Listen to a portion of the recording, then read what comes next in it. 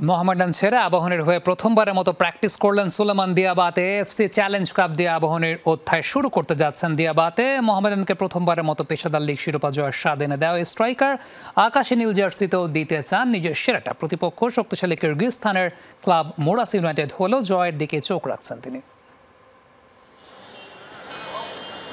নতুন মৌসুমে FC challenge লিগকে সামনে রেখে নিজেদের ঝালিয়ে নিচ্ছে আবাহনী। ঘরের মাঠে কিরগিজস্তানের ক্লাব মুরাস ইউনাইটেডের বিপক্ষে নিজেদের সেরাটা দেয়া ছক কষছে মারুফুল হকের শিষ্যরা। দল বদলের শুরুতে বেশ কিছু চমক দিলেও হৃদয়সহ বেশ কিছু ফুটবলার বিদায় জানান ঐতিহ্যবাহী এই ক্লাবটিকে। এমন অবস্থায় দলের শক্তির জায়গা কমেনি বলে মত আকাশী নীলদের ম্যানেজার সত্যজিৎ দাস রূপুর। দুই একজন যে যারা গিয়েছে আমরা আমাদের উপর নিচে ব্যালেন্স করার জন্য আমরা দুই একজনকে হয়তো টিমের বাইরে রাখার চিন্তা ভাবনা আমরা করেছি। আমরা তিনজন বিদেশি সংযুক্ত করতে চাই দেশি খেলোয়াড়দের সাথে, সেই অনুযায়ী দিয়াবাতে দলের সাথে সংযুক্ত হয়েছে। আরও দুজন, একজন মিডফিল্ডে এবং একজন উইংয়ে এভাবে পরিকল্পনা নিয়ে আসলে এগোচ্ছিলাম। আবাহনীর এবার সবচেয়ে বড় আকর্ষণ সুলেমান দিয়াবাতেকে দলে অন্তর্ভুক্ত করা। টানা ৬ মৌসুম মোহামেডানকে সার্ভিস দেওয়া মালির এই স্ট্রাইকার প্রস্তুত নিজের সেরাটা দিতে। প্রতিপক্ষ শক্তিশালী হলেও নিজের প্রতি বিশ্বাস আছে তার। প্রতিপক্ষ শক্তিশালী হলেও আমাদের নিজেদের প্রতি আত্মবিশ্বাস আছে। আমার কাছে সব ফুটবলই সমান।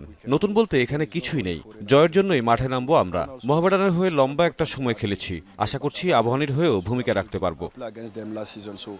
নতুন মৌসুমকে সামনে রেখে মোরসালিন আলামিন ও কাজেম শাহাদের মতো ফুটবলারদের দলে ভিড়িয়েছে আকাশী নীলরা। মাঠে তাদের কাছ থেকে পূর্ণ সহায়তা পেতে বেশ আশাবাদী দিয়াবাতে।